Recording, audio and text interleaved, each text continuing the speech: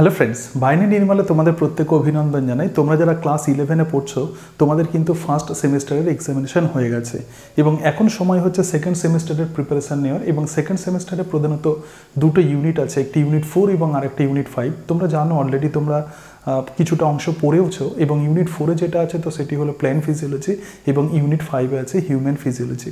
তো প্ল্যান্ট ফিজিওলজির প্রথম যে পোর্শন তো সেটাই হলো ফটোসিনথেসিস। এখন photosynthesis is a huge portion. তো ফটোসিনথেসিসের বেশ কয়েকটি ক্লাস আমি তোমাদের সাথে আলোচনা করব এবং তাহলে দেখবে এই ক্লাসগুলো তোমরা যদি সিকুয়েন্সিয়ালি দেখো তাহলে ফটোসিনথেসিস সম্পর্কে কিন্তু আর কোনো রকম কনফিউশন থাকবে না। দেখো, ফটোসিনথেসিস বুঝতে গেলে প্রধানত কিছু অংশ স্টেপ বাই স্টেপ তোমাদেরকে পড়তে হবে। আমি একটু লেখার চেষ্টা করছি কিভাবে তোমরা ফটোসিনথেসিস পড়বে। ফটোসিনথেসিসের যেটা আমাদেরকে পড়তে হবে তো সেটা হচ্ছে ফটোসিনথেটিক পিগমেন্ট। তো ফটোসিনথেটিক পিগমেন্ট প্রধানত আমরা কাকে বলবো? প্ল্যান্টসের মধ্যে আমরা জানি যে উদ্ভিদ প্রধানত সবুজ হয়, গ্রিন হয়। তাহলে গ্রিন প্ল্যান্ট মানেই ছোটো থেকে আমরা পড়েছি যে তার মধ্যে ক্লোরোফিল থাকে এবং এই ক্লোরোফিলই প্রকৃতপক্ষে ফটোসিনথেটিক পিগমেন্ট। তো ফটোসিনথেটিক পিগমেন্ট হচ্ছে এমন কিছু অর্গ্যানিক মলিকিউল যে সমস্ত অর্গ্যানিক মলিকিউলগুলোর মধ্যে ডাবল বন্ড থাকে এবং সেই কারণের জন্য তারা সানলাইটকে তারা অ্যাবসর্ব করতে পারে। তো এই ফটোসিনথেটিক পিগমেন্ট কত রকমের হয় এবং তার সঙ্গে সঙ্গে কোন পিগমেন্টগুলোকে বলা হয় প্রাইমারি পিগমেন্ট বা মেন পিগমেন্ট, কোনগুলোকে বলা হয় অ্যাক্সেসরি পিগমেন্ট, তো এই অংশ কিন্তু প্রথমেই ফটোসিনথেসিসে পড়তে হবে। সেকেন্ড যে পোর্শন যেটা পড়তে হবে তো সেটা হচ্ছে যে কিছু কিছু ইম্পর্ট্যান্ট টার্ম আছে, যেমন quantum requirement. So quantum requirement আছে, তার সঙ্গে সঙ্গে quantum yield, quantum requirement, quantum yield, এবং এর সাথে সাথে আমাদেরকে ক্লিয়ার আইডিয়া রাখতে হবে ফটো সিস্টেম সম্পর্কে। তো ফটো সিস্টেমের মধ্যে প্রধানত কী থাকে? Photo system 1, photo system 2। তো ফটো সিস্টেম 1 এবং ফটো সিস্টেম 2 এর মধ্যে কী পার্থক্য, কোয়ান্টোজোম, এরকম কিছু কিছু ইম্পর্টেন্ট টার্ম পড়তে হবে এবং অ্যাবসর্পশন স্পেকট্রাম, অ্যাকশন স্পেকট্রাম, তো এই অংশগুলো পড়তে হবে। তো ফটোসিনথেসিসের প্রধানত দুটো ফেজ থাকে, একটা লাইট ফেজ এবং আর একটা হচ্ছে ডার্ক ফেজ। দেখো, এই দুটো ফেজের মধ্যে কি রিলেশনশিপ এটা কিন্তু খুব ভালো করে বুঝতে হবে। যেমন লাইট রিয়াকশানে কিছু ইম্পর্ট্যান্ট ঘটনা ঘটে। প্রথম কথা, লাইট রিয়াকশানে তো অবভিয়াসলি লাইট লাগবে এবং তার সঙ্গে সঙ্গে লাইট রিয়াকশানে ফটোলাইসিস অফ ওয়াটার হয়, মানে জল ভেঙে যায় এবং জল ভেঙে গিয়ে H+ আয়ন তৈরি হয় এবং তার সঙ্গে সঙ্গে অক্সিজেন তৈরি হয়। এর সাথে সাথে লাইট রিয়াকশানের আরও একটি টার্গেট যেটা তো সেটি হচ্ছে NADPH তৈরি হয়, অর্থাৎ বিজারিত NADP তৈরি হয়। তো এই যে NADPH তৈরি হয় এবং তার সঙ্গে সঙ্গে লাইট রিয়াকশানে কিন্তু অ্যাডিনোসিন ট্রাইফসফেট বা ATP তৈরি হয়। উচ্চ শক্তি সম্পন্ন জৈব যৌগ কেমিওসমোটিক প্রসেসে প্রধানত তৈরি হয়। তো এই যে দুটো পদার্থ আমরা দেখলাম যে দুটো কম্পাউন্ড তৈরি হচ্ছে, একটা NADPH এবং আর একটা ATP। তো এই NADPH এবং ATP কিন্তু ডার্ক রিয়াকশানে ইউটিলাইজ হয় এবং যে ডার্ক রিয়াকশান হয় তো ডার্ক রিয়াকশানে প্রধানত কার্বন ডাইঅক্সাইড ইউজড হয় এবং তার সাথে সাথে লাইট রিয়াকশানে যে NADPH যেটা তৈরি হলো সেটাও ডার্ক রিয়াকশানে ইউজ হবে এবং ATP যে তৈরি হলো তো সেটাও কিন্তু ডার্ক রিয়াকশানে ইউজ হবে। তাহলে কিভাবে এই NADPH তৈরি হচ্ছে, কিভাবে ATP তৈরি হচ্ছে, সাইক্লিক ফসফোরিলেশন কাকে বলে, নন সাইক্লিক ফসফোরিলেশন কাকে বলে, এর সাথে সাথে ডার্ক রিয়াকশানের যে ফেজ তো যাকে আমরা বলবো কেলভিন সাইকেল, এবং কিভাবে RUBP থেকে প্রধানত কার্বোহাইড্রেট তৈরি হয়, এই সমস্ত অংশগুলোই প্রধানত লাইট এবং ডার্ক রিয়াকশানে তোমাদেরকে বুঝতে হবে। এবং তারপরে সবশেষে যে অংশটা পড়তে হবে তো সেটি হচ্ছে যে প্রধানত ফটোসিনথেসিসের ফ্যাক্টরস, বিভিন্ন ফ্যাক্টর কীভাবে ফটোসিনথেসিসকে কন্ট্রোল করে। দেখো, এই জায়গাতে একটি অত্যন্ত গুরুত্বপূর্ণ টার্ম আছে, তো সেটি হলো লিমিটিং ফ্যাক্টর। সুতরাং লিমিটিং ফ্যাক্টর প্রকৃতপক্ষে কাকে বলে এবং তার সঙ্গে সঙ্গে লাইট কীভাবে ফটোসিনথেসিসকে কন্ট্রোল করে, টেম্পারেচার কীভাবে ফটোসিনথেসিসকে কন্ট্রোল করে, এইরকম কিছু বিষয় পড়তে হবে। তো দেখবে তোমাদের সিলেবাসে একটি অত্যন্ত গুরুত্বপূর্ণ পোর্শন আছে, তো সেটি হলো ফটোসিনথেটিক পিগমেন্ট। দেখো, ফটোসিনথেটিক পিগমেন্টে প্রথমে বলি যে কোন কোন অংশগুলো তোমাদেরকে ভালোভাবে পড়তে হবে। প্রথমেই যে অংশ পড়বো তো সেটা হচ্ছে লোকেশন, অর্থাৎ ফটোসিনথেটিক পিগমেন্ট কোথায় থাকে এবং তার সঙ্গে সঙ্গে ফটোসিনথেটিক পিগমেন্ট প্রধানত সানলাইটকে অ্যাবসর্ব করে। আমরা জানি যে সূর্যের যে আলো আছে তো সেই আলোর মানে সানলাইটের মধ্যে তার যে ভিজিবল যে লাইট স্পেকট্রাম আছে, অর্থাৎ 380 থেকে 760 ন্যানোমিটার তরঙ্গ দৈর্ঘ্যের আলোকেই প্রধানত ফটোসিনথেসিস হয়। তো একেই বলা হয় ফটোসিনথেটিক্যালি অ্যাক্টিভ রিজিয়ান। তো এই ফটোসিনথেটিক্যালি অ্যাক্টিভ রিজিয়ানের কোন জোনস অফ লাইটকে ফটোসিনথেটিক পিগমেন্ট শোষণ করে, অ্যাবসর্ব করে, সেগুলো আমরা পড়ব। এবং তার সাথে সাথে দেখো ফটোসিনথেটিক পিগমেন্ট কত রকমের হয় এবং সবশেষে যেটা আছে তো সেটাই হচ্ছে স্ট্রাকচার অফ ক্লোরোফিল। ফটোসিনথেটিক পিগমেন্টগুলো প্রধানত কোথায় থাকে? দেখো, আমরা যদি পাতা দেখি, আমরা প্রত্যেকেই জানি যে পাতার মধ্যে প্রধানত পাতার যে উপরের দিকে যে লেয়ারটা আছে তো সেটাই হচ্ছে আপার এপিডার্মিস, আবার নিচের দিকে যে লেয়ার আছে তো সেটা হচ্ছে লোয়ার এপিডার্মিস। এবং আমি ধরে নিচ্ছি এই লোয়ার এপিডার্মিসে প্রধানত স্টোমাটা বা পত্ররন্ধ্র থাকে। এখন এই আপার এপিডার্মিসের জাস্ট নিচের দিকে প্রধানত এরকম টাইপের কিছু সেল থাকে এবং এই সেলগুলোকেই আমরা বলবো palisade parenchyma. So this are palisade parenchyma, এবং এই প্যালিসেড প্যারেনকাইমাতে নিউক্লিয়াস থাকে। ওকে, কিন্তু প্যালিসেড প্যারেনকাইমার যে কোষগুলো আছে এগুলো কিন্তু কলামনার সেল হয় এবং খুব সুন্দরভাবে এরা অ্যারেঞ্জড হয়ে থাকে। এবং এর নিচের দিকে থাকে স্পঞ্জি প্যারেনকাইমা, কিন্তু স্পঞ্জি প্যারেনকাইমাগুলো অতটা এরা কিন্তু হ্যাফাজাটলি এরা অ্যারেঞ্জড হয়ে থাকে। এবং এই প্যারেনকাইমা বা প্যালিসেড এবং স্পঞ্জি প্যারেনকাইমাতেই প্রধানত যে সেলুলার অর্গানেলি থাকে, তো এই সেলুলার অর্গানেলিগুলোকেই প্রধানত আমরা ক্লোরোপ্লাস্ট বলবো। তাহলে ক্লোরোপ্লাস্ট প্রকৃতপক্ষে এক রকমের সেলুলার অর্গানেলি এবং এই ক্লোরোপ্লাস্টের মধ্যেই প্রধানত ফটোসিনথেটিক পিগমেন্টগুলো অবস্থান করে এবং এই জায়গাতে ভাস্কুলার বান্ডিল থাকে। সুতরাং এটা ভাস্কুলার বান্ডিল। সো এগুলোকে যদি আমরা লিখি তাহলে এটা দেখো, এটা হচ্ছে প্যালিসেড প্যারেনকাইমা এবং এক্ষেত্রে আমরা দেখতে পাচ্ছি এগুলো হচ্ছে স্পঞ্জি প্যারেনকাইমা। তো প্যালিসেড এবং স্পঞ্জি প্যারেনকাইমাতেই প্রধানত ক্লোরোপ্লাস্টিড থাকে। তো ক্লোরোপ্লাস্টিডের যদি আমরা স্ট্রাকচার দেখি তাহলে ক্লোরোপ্লাস্টিডের মধ্যে আমরা কি দেখতে পাবো? দেখো, আমরা প্রত্যেকেই জানি যে ক্লোরোপ্লাস্টিড হলো একটা ডাবল মেমব্রেনের স্ট্রাকচার, অর্থাৎ দুটো মেমব্রেন ক্লোরোপ্লাস্টিডের মধ্যে থাকবে। একটু ছবি আঁকার চেষ্টা করি, তাহলে দুটো মেমব্রেন প্রধানত ক্লোরোপ্লাস্টিডের মধ্যে থাকবে। সুতরাং এরকম যদি হয় তো এটা হচ্ছে একটা ক্লোরোপ্লাস্টিড, তাহলে দুটো মেমব্রেন ক্লোরোপ্লাস্টিডের মধ্যে থাকবে এবং তার সঙ্গে সঙ্গে ক্লোরোপ্লাস্টিডের মধ্যে এরকম কিছু চাকতির মতো অংশ থাকে এবং এই চাকতির মতো অংশগুলোকেই আমরা বলবো থাইলাকয়েড। ওকে, এবং অনেকগুলো থাইলাকয়েড যখন একসঙ্গে তৈরি হয়, মানে একসঙ্গে যখন একটা স্ট্যাক ফর্মে থাকে, তো তখনই তাদেরকে আমরা বলবো গ্রানা। এবং বাকি যে পোর্শন আছে তো এটাই প্রধানত স্ট্রোমা। তাহলে এই যে অংশ আছে যে thylakoid, so these are thylakoid. Okay, এবং এই যে থাইলাকয়েড আছে এবং এই থাইলাকয়েড মেমব্রেনে প্রধানত ফটোসিনথেটিক পিগমেন্টগুলো অবস্থান করে। এটুকু মাথায় রাখবে যে থাইলাকয়েড মেমব্রেনের মধ্যে প্রধানত ফটোসিনথেটিক পিগমেন্ট অবস্থান করে এবং এই জায়গাতে এই থাইলাকয়েড বা গ্রানার মধ্যেই প্রধানত সালোক সংশ্লেষের আলোক দশা সম্পন্ন হয়। আর এক্ষেত্রে যে পোর্শন আছে ম্যাট্রিক্স যেটা আছে তো এটাই হচ্ছে স্ট্রোমা এবং স্ট্রোমার মধ্যে সালোক সংশ্লেষের অন্ধকার দশা হয়। তাহলে থাইলাকয়েড মেমব্রেনের মধ্যে প্রধানত ফটোসিনথেটিক পিগমেন্টগুলো অবস্থান করে এবং এই জায়গাতে যদি আমরা থাইলাকয়েড মেমব্রেনকে একটু যদি আমরা ইলাবোরেটলি দেখি তাহলে কি দেখতে পাবো? দেখো, থাইলাকয়েড মেমব্রেনের মধ্যে প্রধানত অসংখ্য এরকম গ্র্যানিউলার স্ট্রাকচার থাকে এবং এই গ্র্যানিউলার স্ট্রাকচারগুলোকেই আমরা বলবো কোয়ান্টোজোম। সুতরাং এরকম কিছু গ্র্যানিউলস থাইলাকয়েড মেমব্রেনে আমরা দেখতে পাবো এবং এই প্রত্যেকটা গ্র্যানিউলসকেই আমরা বলবো কোয়ান্টোজোম। সো এগুলোকে আমরা বলবো কোয়ান্টোজোম। ওকে, এবং অনেকগুলো কোয়ান্টোজোম মিলেই তৈরি করবে কিন্তু ফটো সিস্টেম। তাহলে দেখো, থাইলাকয়েড মেমব্রেনের মধ্যে যে কোয়ান্টোজোম আছে এবং এই কোয়ান্টোজোম অনেকগুলো কোয়ান্টোজোম মিলেই প্রধানত ফটো সিস্টেম তৈরি করে এবং কোয়ান্টোজোমের মধ্যেই কিন্তু প্রকৃতপক্ষে আমরা ফটোসিনথেটিক পিগমেন্টগুলোকে দেখতে পাই। জেনারেলি হায়ার প্ল্যান্টসের মধ্যে এই কোয়ান্টোজোমের মধ্যে যে ফটোসিনথেটিক পিগমেন্টগুলোকে দেখতে পাই তো সেটি হলো ক্লোরোফিল। এখানে আমরা ক্লোরোফিল এ দেখতে পাবো, ক্লোরোফিল বি দেখতে পাবো এবং তার সঙ্গে সঙ্গে আমরা ক্যারোটিনয়েডস দেখতে পাবো।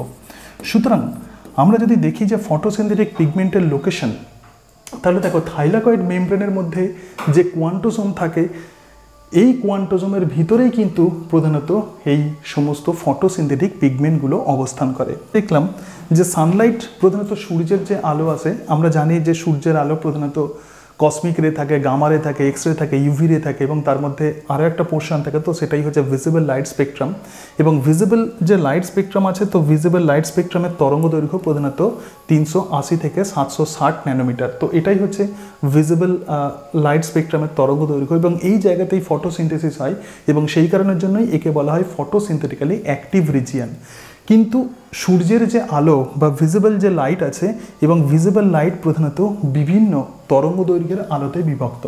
যেমন আমরা জানি যে ভিপ জিওর মানে ভায়োলেট আছে, তার সঙ্গে সঙ্গে ইন্ডিগো আছে, তার সাথে সাথে ব্লু আছে, তার সঙ্গে সঙ্গে গ্রিন আছে, তার সঙ্গে সঙ্গে ইয়েলো আছে এবং তার সাথে সাথে অরেঞ্জ আছে এবং এর সাথে সাথে রেড আছে। অর্থাৎ সূর্যের আলো প্রধানত 7টি তরঙ্গ দৈর্ঘ্যের আলোতে বিভক্ত হয়ে যায়, মানে visible light violet, indigo, blue, green, yellow, orange এবং রেড। এবং এই যে 7টা বিভিন্ন বর্ণের আলোতে আমরা দেখছি যে বিভক্ত হচ্ছে, তো এর মধ্যে প্রধানত ব্লু এবং গ্রিন জোন অফ লাইটের আলোক সংশ্লেষ সব থেকে ভালো হয়। তাহলে blue zone of light, so blue zone of light এবং রেড জোন অফ লাইটে, তাহলে সূর্যের যে এই যে ভিজিবল লাইট স্পেকট্রাম আছে এর মধ্যে ব্লু এবং রেড জোন অফ লাইটে ফটোসিনথেসিস সব থেকে ভালো হয়। আবার ব্লু এবং রেড জোন অফ লাইটের মধ্যে ব্লু জোন অফ লাইটে রেড জোন অফ লাইটের তুলনায় কিন্তু ফটোসিনথেসিস বেটার হয়। এবং বেশিরভাগ ফটোসিনথেসিসের যে এক্সপেরিমেন্ট সেটা কিন্তু রেড জোন অফ লাইটে করা হয়েছে। পিগমেন্টগুলো প্রধানত ডিফারেন্ট জোনস অফ লাইটকে প্রধানত অ্যাবসর্ব করে নেয় এবং সমস্ত পোর্শন যে অ্যাবসর্ব করবে সেরকম নয়। এই যে 7টি যে রিজিয়ন্সের কথা বললাম, যেমন ক্লোরোফিল বাকি সমস্ত রিজিয়নকে অ্যাবসর্ব করে, বিশেষত ব্লু এবং রেড জোন অফ লাইটকে ক্লোরোফিল বেশি অ্যাবসর্ব করে, কিন্তু গ্রিন জোন অফ লাইটকে প্রধানত রিফ্লেক্ট করে দেয়। তাহলে ভিজিবল লাইট স্পেকট্রামের প্রধানত যে জোনস অফ লাইটকে কোনো ফটোসিনথেটিক পিগমেন্ট রিফ্লেক্ট করে, তো সেরকমই কিন্তু ফটোসিনথেটিক পিগমেন্টকে দেখতে হয়। সুতরাং এইরকমভাবেই কিন্তু সানলাইট ফটোসিনথেসিসকে কন্ট্রোল করে। হবে ফটোসিনথেটিক পিগমেন্ট প্রধানত 2 ধরনের হবে। এক রকমের যে ফটোসিনথেটিক পিগমেন্ট আছে তো সেটা হচ্ছে মেন পিগমেন্ট। সুতরাং এই জায়গাতে দেখতে পাচ্ছ যে ফটোসিনথেটিক পিগমেন্ট প্রধানত 2 ধরনের হবে। তো এক্ষেত্রে আমরা দেখতে পাচ্ছি যে ফটোসিনথেটিক পিগমেন্ট আমি একটু লিখেছি। সুতরাং ফটোসিনথেটিক পিগমেন্ট প্রধানত 2 ধরনের হয়, একটি হলো মেন পিগমেন্ট এবং আরও একটি হচ্ছে অ্যাক্সেসরি পিগমেন্ট। তো মেন পিগমেন্ট যেগুলো আছে তো সেগুলো হচ্ছে সমস্ত ক্লোরোফিলকে আমরা বলবো মেন পিগমেন্ট। এবং প্রধানত প্ল্যান্ট কিংডমে প্রধানত 8 রকমের ক্লোরোফিল থাকে, যেমন chlorophyll A, chlorophyll B, chlorophyll C, chlorophyll D, chlorophyll E, bacteriochlorophyll A এবং বি এবং তার সঙ্গে সঙ্গে ব্যাকটেরিয় ভিরিডিন। তো এক্ষেত্রে যে ক্লোরোফিল এ আছে তো ক্লোরোফিল এ আবার এই সমস্ত পিগমেন্ট যে সমস্ত প্ল্যান্টসের মধ্যে থাকে এরকম কিন্তু নয়। যেমন ক্লোরোফিল এ যে পিগমেন্ট আছে সেটা কিন্তু সমস্ত প্ল্যান্টসের মধ্যে থাকে, অল প্ল্যান্টসের মধ্যে থাকে এক্সেপ্ট ব্যাকটেরিয়া। ব্যাকটেরিয়া ছাড়া সমস্ত প্ল্যান্টসের মধ্যে কিন্তু আমরা ক্লোরোফিল এ কে দেখতে পাই। এবং ক্লোরোফিল এ আবার ডিফারেন্ট রকমের হয় এবং ক্লোরোফিল এ 680 প্রধানত PS2-তে থাকে, ফটোসিস্টেম 2-তে থাকে, আবার ক্লোরোফিল এ 700 PS1-এ থাকে। এর সঙ্গে সঙ্গে ক্লোরোফিল বি আছে। ক্লোরোফিল বি প্ল্যান্টস এবং গ্রিন অ্যালগিতে দেখা যায়, ক্লোরোফিল সি ব্রাউন অ্যালগিতে দেখা যায়, ক্লোরোফিল ডি রেড অ্যালগিতে দেখা যায়, ক্লোরোফিল ই আবার ভাউকেরিয়াতে দেখা যায়, এবং ব্যাকটেরিয় ক্লোরোফিল এ এবং বি পার্পল এবং গ্রিন ব্যাকটেরিয়াতে দেখা যায়, এবং ব্যাকটেরিয় ভিরিডিন গ্রিন ব্যাকটেরিয়াতে দেখা যায়। তাহলে বিভিন্ন টাইপের ফটোসিনথেটিক পিগমেন্টগুলো প্রধানত কোন অর্গানিজমসের মধ্যে বা কোন প্ল্যান্টসের মধ্যে দেখা যায় এগুলো ভালো করে জানতে হবে। এবং অ্যাক্সেসরি যে পিগমেন্ট আছে তো সেই অ্যাক্সেসরি পিগমেন্টকে আমরা 2টো ক্যাটাগরিতে ভাগ করি। একটি হলো ক্যারোটিনয়েডস, সুতরাং এক্ষেত্রে ক্যারোটিনয়েডস, এবং আরও এক রকমের অ্যাক্সেসরি পিগমেন্ট হচ্ছে ফাইকোবিলিন। তো ক্যারোটিনয়েডস আবার 2 ধরনের হয়, ক্যারোটিন এবং জ্যান্থোফিল। যে অংশটা দেখব তো সেটা হচ্ছে যে ক্লোরোফিলের স্ট্রাকচার। তবে ক্লোরোফিলের স্ট্রাকচার বুঝতে গেলে আগে আমাদেরকে একটুখানি জেনে নিতে হবে যে ক্লোরোফিল কিভাবে তৈরি হয়। তাহলে মোট আমরা দেখলাম যে 8 রকমের ক্লোরোফিল থাকে। তো ক্লোরোফিল প্রধানত গ্লাইসিন এবং তার সঙ্গে সঙ্গে সাকসিনিল কোয়ে বেশ কতগুলো সিরিজ অফ রিয়াকশানের মধ্য দিয়ে যাতে পরিণত হয় তার নাম হচ্ছে প্রোটোক্লোরোফাইলিডা। এবং এই প্রোটোক্লোরোফাইলিডা এবার ইন প্রেজেন্স অফ লাইট এটা ট্রান্সফার হয়ে যায় ক্লোরোফাইলিডাতে। এবং এই ক্লোরোফাইলিডা আবার দেখো এই ক্লোরোফাইলিডার সঙ্গেই প্রধানত ফাইটোল টেল যুক্ত হয়। তো ক্লোরোফাইলিডার সঙ্গে ফাইটোল টেল যুক্ত হয় এবং তার ফলে ক্লোরোফাইলিডা ক্লোরোফিলে পরিণত হয়। আর একবার বলছি, গ্লাইসিন এবং তার সঙ্গে সঙ্গে সাকসিনিল করে বেশ কতগুলো রিয়াকশানের মধ্য দিয়ে প্রোটোক্লোরোফাইলিডাতে পরিণত হয়। এবং প্রোটোক্লোরোফাইলিডা এরপরে যখন লাইট আসে, ইন প্রেজেন্স অফ লাইট, তখন সেটা ক্লোরোফাইলিডাতে পরিণত হয়। এবং এরপরে এই ক্লোরোফাইলিডার সঙ্গে ফাইটোল টেল যুক্ত হয়। তো ফাইটোল টেল আর কিছুই নয়, এটা একটা হাইড্রোকার্বন টেল যার মধ্যে কার্বন থাকে 20 এবং হাইড্রোজেন থাকে 39। তার মানে 20টা কার্বন থাকবে এবং 39টা প্রধানত হাইড্রোজেন থাকবে। এবং ক্লোরোফাইলিডার সঙ্গে যখন এই ফাইটোল টেল যুক্ত হয় তখন ক্লোরোফাইলিডা ক্লোরোফিলে পরিণত হয়, রাইট। সুতরাং এই জায়গাতে আমরা এটাই দেখলাম যে ক্লোরোফিল সিনথেসিসের জন্য কিন্তু লাইট অত্যন্ত গুরুত্বপূর্ণ। এরকম যদি হয় যে কোনো প্ল্যান্টসকে যদি আমরা মানে কোনো সিডের যখন জার্মিনেশন হয় তখন তাকে আমরা যদি অন্ধকারে রেখে দিই তাহলে তার কিন্তু ক্লোরোফিল তৈরি হবে না। কেন ক্লোরোফিল তৈরি হবে না? কারণ প্রোটোক্লোরোফাইলিডা থেকে ক্লোরোফাইলিডা তৈরি হওয়ার জন্য অবশ্যই লাইটের প্রয়োজন হবে। তাহলে যেহেতু এক্ষেত্রে সে কোনো রকম লাইট পাচ্ছে না, তাহলে যে প্ল্যান্ট হবে সে কিন্তু উইদাউট ক্লোরোফিল হবে, এবং সেই কারণের জন্য সেই প্ল্যান্টস কিন্তু কালারলেস হবে, এবং এই প্ল্যান্টকেই আমরা বলবো এটিওলেটেড প্ল্যান্ট। এটা অনেক সময় পরীক্ষাতে প্রশ্ন দেওয়া হয়। তো আমরা যে 8 রকমের যে ক্লোরোফিল দেখলাম তার মধ্যে দেখো ক্লোরোফিল এ এবং ক্লোরোফিল বি অত্যন্ত গুরুত্বপূর্ণ, এবং হায়ার প্ল্যান্টসের মধ্যে প্রধানত ক্লোরোফিল এ এবং ক্লোরোফিল বি থাকে। যখন আমরা ফটো সিস্টেম সম্পর্কে পড়ব তখন এই সম্পর্কে আমরা ডিটেলসে আলোচনা করব। দেখো ক্লোরোফিল এ এর মধ্যে যে ফাংশনাল গ্রুপ থাকে সেটা হচ্ছে মিথাইল গ্রুপ, আর ক্লোরোফিল বি এর মধ্যে থাকে সিএইচও গ্রুপ। এবং ক্লোরোফিল এ এর যদি আমরা ফর্মুলা দেখি, তোমরা দেখবে যে তোমাদের সিলেবাসে আছে তাদের স্ট্রাকচার। তাহলে C45 মানে কার্বন থাকে 55টা, এবং তার সঙ্গে সঙ্গে দেখো হাইড্রোজেন থাকবে কতগুলো 72, অক্সিজেন থাকবে 5, N4 এবং ম্যাগনেসিয়াম। আর ক্লোরোফিল বিতে দেখো কার্বনের সংখ্যা একই C55, কিন্তু হাইড্রোজেন থাকবে 70, ওকে, এবং অক্সিজেন যেখানে ক্লোরোফিল এতে 5টা আছে এখানে কিন্তু 4টে অক্সিজেন থাকবে, নাইট্রোজেন 4টে থাকবে, নাইট্রোজেন 4টে এবং ম্যাগনেসিয়াম থাকবে 2টোতেই।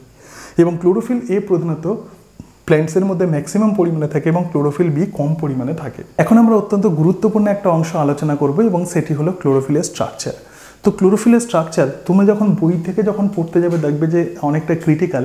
সুতরাং এক্ষেত্রে আমি খুব সহজভাবে সহজ ডায়াগ্রামের সাহায্যে তোমাদেরকে বোঝানোর চেষ্টা করব যে প্রকৃতপক্ষে ক্লোরোফিলকে কেমন দেখতে হয়, অর্থাৎ ক্লোরোফিলের একদম স্ট্রাকচার সম্পর্কে আমরা দেখব। দেখো যখনই ক্লোরোফিল দেখব, সুতরাং ক্লোরোফিল হচ্ছে এমন এক রকমের ফটোসিনথেটিক পিগমেন্ট। তো সেই ফটোসিনথেটিক পিগমেন্টের মধ্যে ডাবল বন্ড থাকে, এবং সেই কারণের জন্যই তারা কিন্তু লাইটকে অ্যাবসর্ব করবে। এবং ভিজিবল যে লাইট স্পেকট্রাম আছে, এই ভিজিবল লাইট স্পেকট্রামের ব্লু এবং রেড জোন অফ লাইটকে কিন্তু ক্লোরোফিল সব থেকে বেশি অ্যাবসর্ব করে, এবং গ্রিন জোন অফ লাইটকে সে যেহেতু রিলিজ করে দেয়, এবং সেই কারণের জন্যই ক্লোরোফিলকে কিন্তু গ্রিন দেখায়, রাইট। এরপরে এই যে ক্লোরোফিল আছে, ক্লোরোফিলের যদি আমরা স্ট্রাকচার দেখি তো ক্লোরোফিলের স্ট্রাকচারে প্রধানত দুটো অংশ থাকবে, একটি হেড এবং আরেকটি পোর্শন হলো ফাইটোল টেল।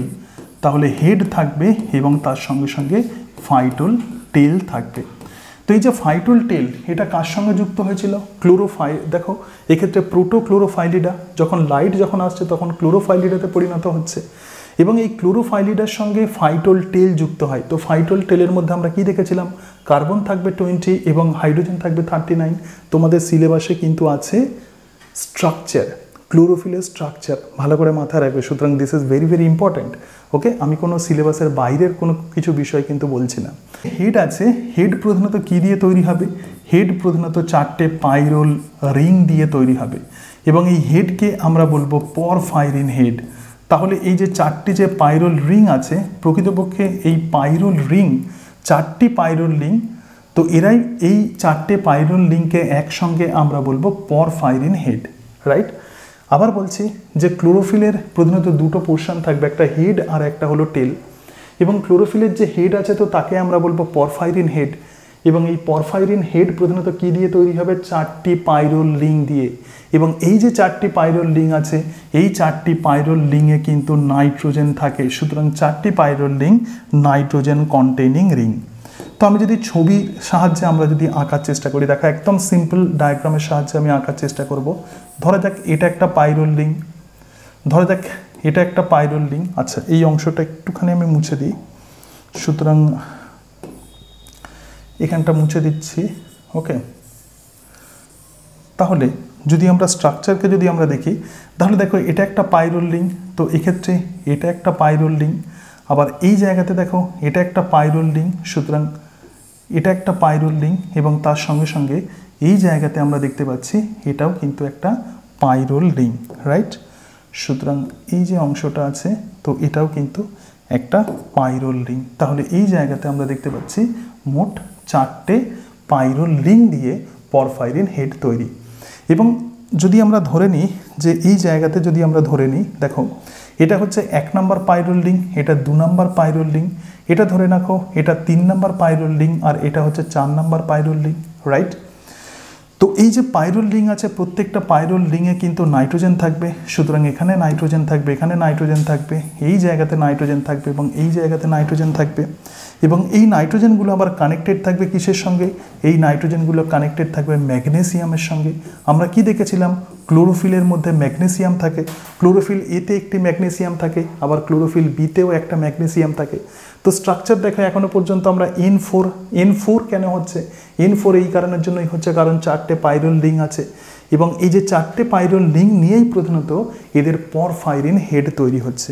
এই প্রসঙ্গে বলি যে হিমোগ্লোবিনের মধ্যেও কিন্তু এরকম পরফাইরিন হেড থাকে, কিন্তু ইন কেস অফ হিমোগ্লোবিন এক্ষেত্রে কোনো ম্যাগনেসিয়াম থাকে না, তো ম্যাগনেসিয়ামের পরিবর্তে হিমোগ্লোবিনের ক্ষেত্রে আয়রন থাকে। সুতরাং এই যে 4 নাম্বার যে পাইরুল রিং আছে, এই 4 নাম্বার পাইরুল রিংয়ের সঙ্গে হাইড্রোকার্বন টেল লেগে থাকে। তাহলে এই যে হাইড্রোকার্বন টেল, যেখানে বলছিলাম যে কার্বন থাকবে 20 এবং হাইড্রোজেন থাকবে 39, তো 4 নাম্বার যে পাইরুল রিং আছে দেখো এই জায়গাতে হাইড্রোকার্বন টেল লেগে থাকে। সো দিস ইজ হাইড্রোকার্বন টেল। এবং এই যে হাইড্রোকার্বন টেল আছে এটা কিন্তু প্লাজমা মেমব্রেনের সঙ্গে এটা কিন্তু বাউন্ডেড থাকে এবং সেই জন্যই থাইলাকয়েড মেমব্রেনের সঙ্গে কিন্তু এই ক্লোরোফিল অ্যাটাচড হয়ে থাকতে পারে। তাহলে ক্লোরোফিলের স্ট্রাকচার হেড এবং তার সঙ্গে সঙ্গে ফাইটোল টেল দিয়ে তৈরি হবে। এবং কেন এটা থাইলাকয়েড মেমব্রেনে থাকবে? কারণ এর মধ্যে যে হাইড্রোকার্বন টেল থাকে, তো সেই হাইড্রোকার্বন টেলের জন্যই এটা কিন্তু থাইলাকয়েড মেমব্রেনের সঙ্গে অ্যাটাচড হয়ে থাকে। সুতরাং আমরা ক্লোরোফিল আমরা দেখলাম, তাহলে এক্ষেত্রে মেইন যে পিগমেন্ট আছে তো সেটাই হচ্ছে ক্লোরোফিল। এর সাথে সাথে আমরা কিছু অ্যাক্সেসরি পিগমেন্ট দেখে নিই, এগুলো সম্পর্কেও কিন্তু তোমাদেরকে আইডিয়া রাখতে হবে। যেটা আমি তোমাদের বলছিলাম যে ম্যাক্সিমাম ক্ষেত্রে স্টুডেন্টসরা এই জায়গাটা ইগনোর করে যায়, কারণ তারা বুঝতে পারে না। তাহলে এক্ষেত্রে আমি খুব সহজভাবে তোমাদের বোঝানোর চেষ্টা করছি, এবং যদিও তোমাদের সিলেবাসে আছে স্ট্রাকচার, সবাইয়ের কিন্তু স্ট্রাকচার পড়তে হবে না, শুধুমাত্র যে অংশগুলো ইম্পর্টেন্ট, ইভেন এগুলো কিন্তু নিটেও তোমাদের কাজে লাগবে। তাহলে যে অংশগুলো ইম্পর্টেন্ট আমি কেবলমাত্র সেগুলোই তোমাদেরকে বলার চেষ্টা করছি। ওকে, তাহলে যে অ্যাক্সেসরি যে পিগমেন্ট আছে, এই অ্যাক্সেসরি পিগমেন্ট প্রধানত 2 ধরনের হবে, একটি ক্যারোটিনয়েডস এবং আরও একটা হচ্ছে ফাইকোবিলিন। ক্যারোটিনয়েডস কোনগুলো? ক্যারোটিনয়েডস প্রধানত ইয়েলো, ব্রাউন, রেড এবং অরেঞ্জ পিগমেন্ট। তাহলে ক্যারোটিনয়েডসের কালার কেমন হবে? ইয়েলো কালার হতে পারে, ব্রাউন হতে পারে, রেড হতে পারে এবং অরেঞ্জ হতে পারে। এবং এই যে ক্যারোটিনয়েডস আছে এরা প্রধানত ক্লোরোফিলকে প্রোটেকশন দেয়। দেখো যদি লাইট ইন্টেন্সিটি হয় তাহলে অনেক সময় ক্লোরোফিল ভেঙে যায় এবং একে আমরা বলবো ফটো অক্সিডেশন। তো ক্যারোটিনয়েডস প্রধানত ক্লোরোফিলকে প্রোটেকশন দেয়। এবং এই ক্যারোটিনয়েডস প্রধানত 2 ধরনের হবে, একটা ক্যারোটিন এবং আরও একটা হচ্ছে জ্যান্থোফিল। তো ক্যারোটিন প্রধানত হাইড্রোকার্বন, ভালো করে দেখো, ক্যারোটিন প্রধানত হাইড্রোকার্বন। আবার বলছি তোমাদের সিলেবাসে আছে কিন্তু স্ট্রাকচার অফ ফটোসিনথেটিক পিগমেন্ট। তাহলে ক্যারোটিন হচ্ছে হাইড্রোকার্বন, তার মানে এর মধ্যে কার্বন থাকবে 40 এবং H56, হাইড্রোজেন থাকবে 56টি। এবং এরকম টাইপেরই একটা ক্যারোটিন হলো লাইকোপিন। লাইকোপিন প্রধানত টমেটো এবং তার সঙ্গে সঙ্গে লঙ্কাতে থাকে। এবং ক্যারোটিনের প্রধানত 3টে আইসোমার থাকে, একটা আলফা, একটা বিটা এবং একটা গামা। অ্যানিমালসের ক্ষেত্রে এই বিটা যে ক্যারোটিন আছে, এই বিটা ক্যারোটিন কিন্তু ভিটামিন এতে পরিণত হয় এবং প্ল্যান্টসের ক্ষেত্রে বিটা ক্যারোটিন কিন্তু অ্যাবসাইসিক অ্যাসিডে পরিণত হয়। এবং অনেক সময় আমরা এটা দেখি যে যখন বসন্তকাল আসে তখন কি হয়, অনেক সময় বসন্তকালে গাছের পাতা প্রধানত, আমরা জানি যে গাছের পাতা বসন্তকালে প্রধানত ইয়েলো হয়ে যায়। তো কেন এই ঘটনা ঘটে? দেখো, নর্মালি প্ল্যান্টস যখন নর্মাল থাকে, মানে উদ্ভিদের পাতাকে যদি আমরা দেখি নর্মালি, তো সেটা কিন্তু সবুজ বর্ণের থাকে। মানে প্ল্যান্টসের মানে পাতার যদি আমরা স্ট্রাকচার দেখি, দেখো এরকম কিন্তু এটা কিন্তু সবুজ বর্ণের থাকে। এর কারণটাই হচ্ছে এটা যে এর মধ্যে কিন্তু ক্লোরোফিল থাকে, রাইট? এবং এই ক্লোরোফিলগুলো, এই যে ক্লোরোফিল আছে, ক্লোরোফিল এতটা পরিমাণে থাকে যে ক্যারোটিন, মানে এক্ষেত্রে যে ক্যারোটিন আমরা দেখছি, তো সেই ক্যারোটিন কিন্তু মাস্কড হয়ে থাকে, মানে ক্লোরোফিল এগুলোকে ঢেকে রাখে, রাইট? তো ক্লোরোফিল এগুলোকে প্রধানত ঢেকে রাখে। এখন যখন এই পাতার যখন এজ যখন হয়ে যায় বা বসন্তকাল যখন আসে, তখন ক্লোরোফিল নষ্ট হয়ে যায়। তাহলে যখনই ক্লোরোফিল নষ্ট হয়ে যাবে তখন কি হবে? তখন এই ক্যারোটিন এক্সপোজড হয়ে যাবে। এবং ক্যারোটিন যদি এক্সপোজড হয়ে যায় তাহলে পাতার কালার কেমন হয়ে যাবে? তখন পাতার কালার ইয়েলো হয়ে যাবে। কেন পাতার কালার ইয়েলো হয়ে যাচ্ছে? কারণ এক্ষেত্রে ক্লোরোফিল নষ্ট হয়ে যাচ্ছে। অর্থাৎ এই যে ক্লোরোফিল যেটা মাস্কড করে রেখেছিল, মানে ঢেকে রেখেছিল যেটা ক্যারোটিনকে, তাহলে ক্যারোটিন এবার ওপেন হয়ে যাবে এবং তার ফলে পাতাকে কিন্তু ইয়েলো দেখতে লাগবে, রাইট? তো এই অংশটাও কিন্তু যখন ক্যারোটিন আমরা যখন পড়বো এটা খুব গুরুত্বপূর্ণ। তাহলে আমরা দেখলাম যে এক্ষেত্রে ক্যারোটিনের প্রধানত 3টে আইসোমার আছে, আলফা, বিটা এবং তার সঙ্গে সঙ্গে গামা। আচ্ছা,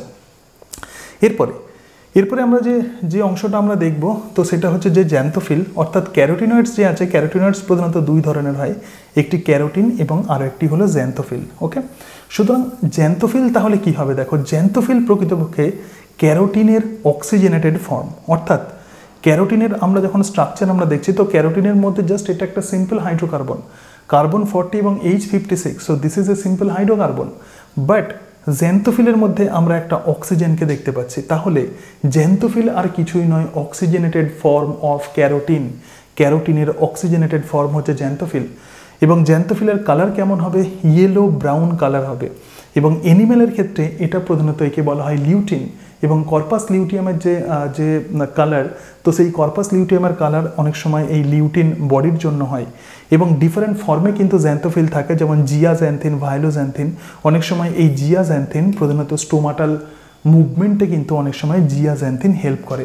তো এই অংশগুলোই প্রধানত ক্যারোটিনয়েডসে তোমাদেরকে পড়তে হবে, অর্থাৎ যে অ্যাক্সেসরি যে পিগমেন্ট যেটা বললাম যে ক্যারোটিনয়েডস, তো এই অংশগুলোই মেনলি পড়তে হবে।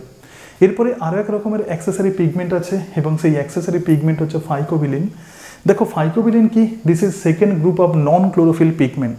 তাহলে পিগমেন্টকে যদি আমরা আরও যদি এইভাবে ক্যাটাগরাইজ করি যে ক্লোরোফিল পিগমেন্ট এবং নন ক্লোরোফিল পিগমেন্ট, সুতরাং এক্ষেত্রে ফাইকোবিলিন হচ্ছে নন ক্লোরোফিল পিগমেন্ট। এবং এটা কিন্তু রেড এবং ব্লু গ্রিন অ্যালগিতে প্রধানত পাওয়া যায়। প্রধানত অ্যালগিতে এই টাইপের পিগমেন্ট পাওয়া যায় এবং 3 ধরনের ফাইকোবিলিন প্রধানত আমরা দেখতে পাই। একটি ফাইকোসাইনিন, তো ফাইকোসাইনিনের কালার কেমন হবে? ব্লু। এবং আরও একটা হচ্ছে ফাইকোএরিথ্রিন, এর কালার কেমন হবে? রেড। এবং আরও একটা টাইপের ফাইকোবিলিন হচ্ছে অ্যালোফাইকোসাইনিন, তো অ্যালোফাইকোসাইনিনের কালার কেমন হবে? Green colour. এবং একটা অত্যন্ত গুরুত্বপূর্ণ টার্ম যেটা প্রচুর পরীক্ষাতে প্রশ্ন দেওয়া হয়, ফাইকোবিলিন এবং তার সঙ্গে সঙ্গে প্রোটিন। ফাইকোবিলিন এবং প্রোটিন এরা কম্বাইন্ড হয়ে যায় এবং কম্বাইন্ড হয়ে যেটা তৈরি করে তো তার নাম হচ্ছে ফাইকোবিলিজম। আবার বলছি, ফাইকোবিলিন এবং প্রোটিন, অর্থাৎ এই অ্যাক্সেসরি পিগমেন্ট যে ফাইকোবিলিন এবং প্রোটিন একসঙ্গে যুক্ত হয়ে যে স্ট্রাকচার তৈরি করে তো তাকেই আমরা বলবো ফাইকোবিলিজম। এবং হায়ার প্ল্যান্টসের ক্ষেত্রে এরকমই একটা ফাইকোবিলিজম হলো ফাইটোক্রোম। তো হায়ার প্ল্যান্টসের ক্ষেত্রে এরকমই একটা ফাইকোবিলিজম হলো ফাইটোক্রোম। ফাইটোক্রোম কিন্তু ফটোসিনথেসিসে হেল্প করবে না। তো ফাইটোক্রোম যে কাজে হেল্প করবে তো সেটা হচ্ছে স্টোমাটাল মুভমেন্ট। সো স্টোমাটাল মুভমেন্টে এটা হেল্প করে। এবং তার সঙ্গে সঙ্গে ফাইটোক্রোম প্রধানত ফটো পিরিয়ডিজমে সাহায্য করে। সুতরাং ফাইটোক্রোম ফটো পিরিয়ডিজমে হেল্প করবে। ওকে, অর্থাৎ উদ্ভিদের ক্ষেত্রে যে 24 আওয়ার্স যে সাইকেল চলে তো সেই 24 আওয়ার্স সাইকেলে প্রধানত এটা হেল্প করে। তো এই হচ্ছে ফটোসিনথেটিক পিগমেন্ট। আমি আবার বলছি যে ম্যাক্সিমাম স্টুডেন্টসের এই ফটোসিনথেটিক পিগমেন্টে কনফিউশন হয়। তোমরা যখন বই পড়তে যাবে দেখবে যে অনেক কিছু বিষয় লেখা আছে, কিন্তু যেগুলো প্রধানত মেনলি পরীক্ষাতে প্রশ্ন দেওয়া হয় তো সেই অংশগুলোই আমি আলোচনা করলাম এবং তার সঙ্গে সঙ্গে টোটাল বিষয় কিন্তু আমি কভার করলাম। আশা করি এই ক্লাস তোমাদের অনেকটাই হেল্পফুল হবে এবং পরের আরও কয়েকটা ক্লাসে আমি টোটাল ফটোসিনথেসিসের বিভিন্ন বিষয়ে আলোচনা করব। এবং দেখো, যখন আমরা C3 মানে যখন আমরা ডার্ক রিয়াকশান পড়ি তো ডার্ক রিয়াকশানে প্রথম যে কম্পাউন্ড তৈরি হয় তার নাম হচ্ছে ফসফোগ্লিসারিক অ্যাসিড। এবং এই ফসফোগ্লিসারিক অ্যাসিডে 3টে কার্বন থাকে, সেই জন্য একে আমরা বলবো C3 সাইকেল। এছাড়া কিছু কিছু প্ল্যান্টস আছে তো তাদের ক্ষেত্রে প্রথম যে স্টেবল যে কম্পাউন্ড সেটা অক্সালো অ্যাসিটিক অ্যাসিড হতে পারে। তো অক্সালো অ্যাসিটিক অ্যাসিডে 4টে কার্বন থাকে, তো সেই রকম যে সাইকেল তো তাকে আমরা বলবো C4 সাইকেল। এছাড়া ফটো রেসপিরেশন, ক্রেসোলিসিয়ান অ্যাসিড মেটাবলিজম, এই অংশগুলোও কিন্তু তোমাদের সিলেবাসে ইনক্লুডেড। তাহলে প্রথমেই যখন ফটোসিনথেসিস পড়বে প্রথমে ফটোসিনথেটিক পিগমেন্ট এটা আলোচনা করলাম। তারপরে কিছু কিছু ইম্পর্টেন্ট টার্ম আছে, যেমন আমি তোমাদেরকে বললাম যে কোয়ান্টাম রিকোয়ারমেন্ট, কোয়ান্টাম ইল্ড, তো এই অংশগুলো একটু পড়তে হবে। অ্যাবসর্পশন এবং অ্যাকশন স্পেকট্রাম এবং তার সঙ্গে সঙ্গে ফটো সিস্টেম এটা পড়বে। তারপরে যেটা পড়বে তো সেটা হচ্ছে সাইক্লিক এবং নন সাইক্লিক ইলেকট্রন ট্রান্সপোর্ট সিস্টেম এবং কেমিওসমোটিক পদ্ধতিতে কীভাবে এটিপি তৈরি হয়। তারপরে ডার্ক রিয়াকশান বা কেলভিন সাইকেল এবং তারপরে ডিফারেন্ট টাইপের কেলভিন সাইকেল, যেমন C4 সাইকেল আছে, তার সঙ্গে সঙ্গে C2 সাইকেল আছে, ক্রেসোলিসিয়ান অ্যাসিড মেটাবলিজম এবং একদম সবশেষে পড়তে হবে যে ফ্যাক্টর, এবং এই ফ্যাক্টরের লিমিটিং ফ্যাক্টর সম্পর্কে কিন্তু ক্লিয়ার আইডিয়া রাখতে হবে। তো তো সকলে ভালো থেকো, আশা করি তোমরা ফটোসিনথেটিক পিগমেন্ট বুঝতে পেরেছো ভালো করে। So thank you and that's it.